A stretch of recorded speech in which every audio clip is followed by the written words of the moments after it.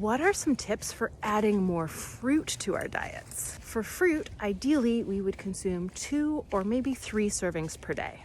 A serving is 1 cup chopped, or like whole if you're talking about something like berries, which translates to 1 medium-sized fruit, or like 2 kiwis, 2 mandarin oranges, a large banana. So I'll share what works for me and my family, but feel free to add your strategies to this conversation. I actually serve fruit as a side dish at almost every meal.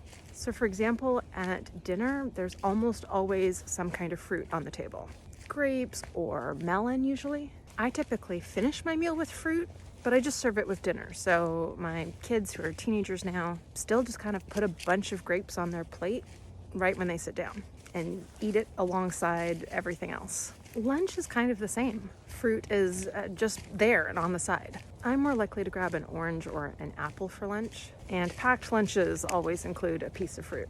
With breakfast, fruit is more likely to be incorporated, blended into a smoothie, added directly to a bowl of oatmeal or to yogurt. And of course, a whole piece of fruit makes a great snack. But I tend mostly to eat fruit plain. It's already sweet, it's delicious, but here's some strategies to incorporate fruit that is not just the fruit by itself. If that's not your jam. Get it? Jam? I love adding fruit to side salads. My favorite is persimmon, but that's very seasonal. Sliced apple works well, sliced pear, berries, pomegranate seeds, orange segments. Dried fruit works really well in salad too.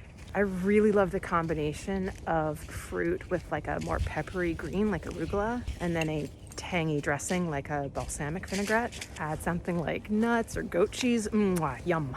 And another way to incorporate fruit into meals is like fruit salsas and chutneys. For fruit salsas, I take the chopped fruit.